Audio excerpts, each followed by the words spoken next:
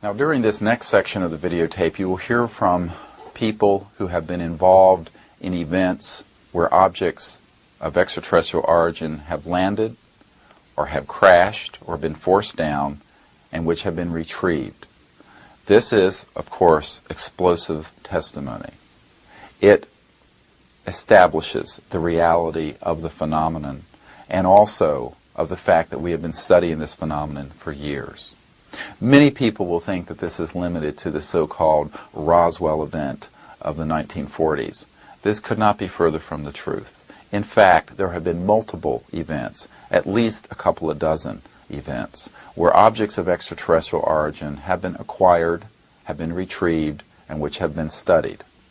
We think that this is something which is of extreme importance because you cannot consider that covert programs, having spent hundreds of billions of dollars over the decades on research and development, so-called reverse engineering or back engineering of extraterrestrial technologies, have not had significant breakthroughs. The testimony will show that in fact we have.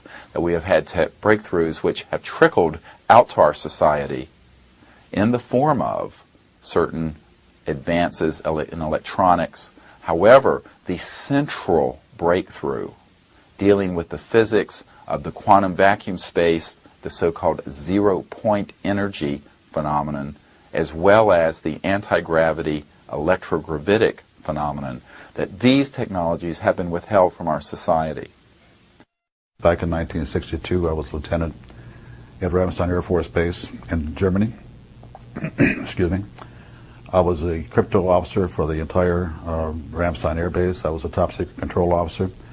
And in that capacity, I happened to see a classified message go through my comm center which said that a UFO has crashed on the island of Spitsbergen, Norway, and a team of scientists are coming to investigate it. I do not recall where the message came from, where it was going to, because in that capacity, we were oftentimes told, what you see here, leave here. But I can recall seeing that. We were in the basement of the Pentagon, and in those days, that was in 1959, there was a tremendous amount of security there in the base of the Pentagon. Anybody who's worked there knows what I'm talking about. I learned a lot about Project Blue Book. Blue Book was discussed quite openly in the office. Sections of Blue Book were open for discussion.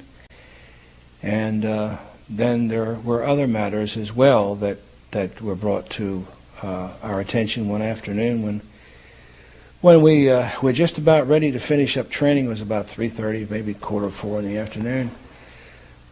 Colonel Hollibird brought out a piece of what appeared to be a metallic. It was a metallic piece of looked like a yardstick. It had deciphering. It had encryption on it. He did describe them as being symbols of instruction, and that's as far as he would go. But he did infer that the instructions, whatever they might have been, were something that was important enough for the military to keep working on a constant basis. It seemed giant-like when I saw it because it was the first time I'd ever seen anything like this before, and all eyes were just peeled on that particular thing. And when he told us what it was, it was frightening. It was eerie. There, you could have heard a pin drop in the room when it was first mentioned. Well, he said it had been taken from one of the craft that had crashed in New Mexico, and that it had been taken from a box of materials that the military was working on. They didn't use the word reverse engineering at that time, but it was something similar to the reverse engineering that they felt like they needed to work on, and it was going to take years to do this.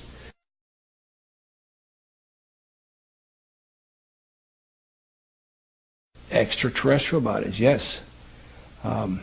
There were either 3 or 5, and they didn't even know at that point, because some of the Some of the information that they had gotten apparently was incomplete, but 3 or 5 stands out in my mind as the number that were taken. One was alive, partially alive at the time that this happened, and I do not know what may have happened to him after that.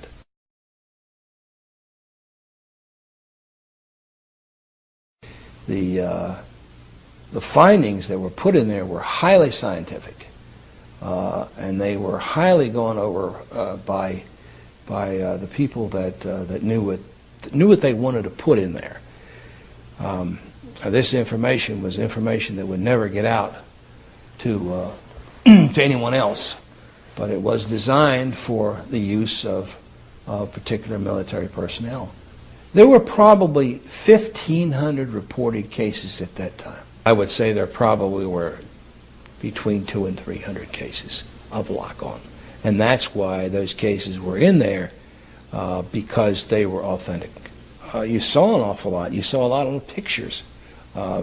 Most of the pictures we have seen duplicates of today. Some were, the pictures that I saw were, I think, maybe a little bit better. They were taken by Air Force pilots, as well pictures of the UFOs. Yes. So they actually had pictures of UFOs in these pictures. Oh, indeed they did.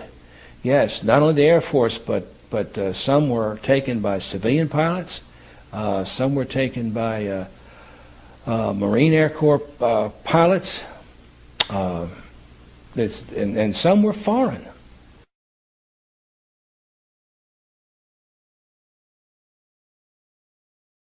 The whole process of dealing with the UFO phenomenon could not be handled anymore by one agency, and so in order to keep it alive, and I guess as cheaply as possible, it was given to various and sundry parts of the government to work on, and I guess they thought that they could also keep the intelligence factor as secret as possible by giving little agencies a little bit here and a little bit there, and that oftentimes is done with matters like this. But what happened was Eisenhower got sold out.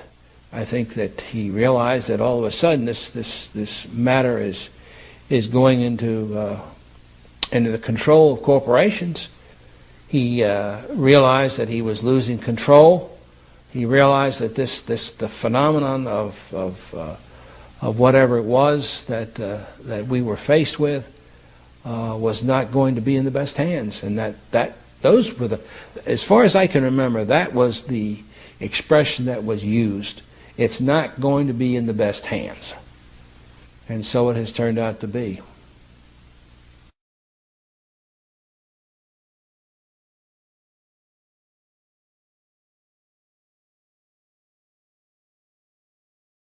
One day, Sergeant Allen and the other sergeant, and I'll remember his name soon, Sergeant Atkins. They were, and Sergeant Montalegre, and they came to us and said, "Look, we got a situation where we have an aircraft crash that's possibly friendly, and they need us to go and secure the crash site." And well, we found the area really easy because there was a huge gash in the land where something had crashed. Everything was burned, and it was like if you had almost cut like a warm butter with a knife. I mean, it was just it's like something on fire or had or some kind of energy, like a laser almost had like gutted. I mean, it was really strange, and basically we were the first ones to see the object. And basically what happened is we didn't go straight up the hill, because basically this thing went up the hill and then off into the side of the ravine, of the ridge. This is about a 200-foot ridge at least. It was buried in the side of the cliff. But anyway, we didn't go straight up. We went on to the left and walked up to the top of the ridge. And that's when we saw the crash.